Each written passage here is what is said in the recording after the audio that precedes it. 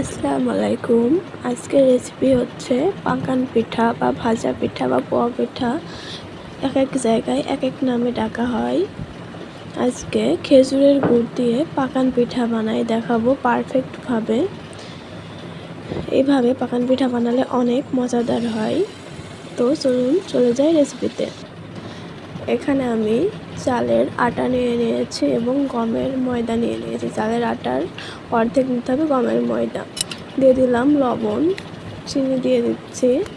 আমি এখানে 250 গ্রাম মতো চিনি নিয়েছি, আপনারা বাড়িয়ে বা কমিয়ে নিতে পারেন। দিয়ে দিলাম কালো জিরা। এবার খেজুরের গুড়টা ঢেলে নিচ্ছি। এবার সবগুলো উপকরণ ভালোভাবে মিক্স করতে হবে যেন কোথাও দানা দানা না থাকে। খুব ভালোভাবে মিক্স করতে হবে সবগুলো উপাদান। এই তো দেখুন সবগুলো উপকরণ খুব ভালোভাবে মিক্স করা হয়ে গেছে। এবার এর ভেতরে অল্প অল্প করে পানি দিয়ে সম্পূর্ণ মিশ্রণটা রেডি করে নিতে হবে। একেবারে পানি দিয়ে রেডি করা যাবে না, আস্তে আস্তে পানি দিয়ে রেডি করতে হবে।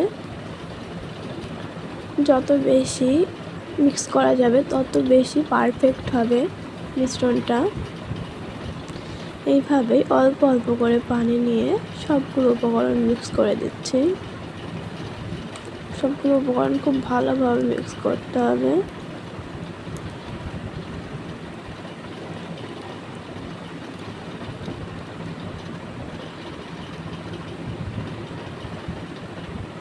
এইভাবে কিন্তু পিঠাটা খেতে অনেক মজাদার হয়, আর খেজুরের গুড় দিয়ে তো অনেক মজাদার হয়।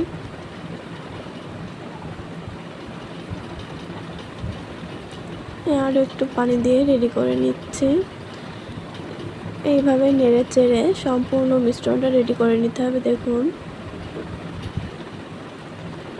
এই তো রেডি হয়ে গেছে সবগুলো উপকরণ। এবার চুলায় একটা প্যান বসিয়ে পিঠাগুলো ভেজে নিতে হবে।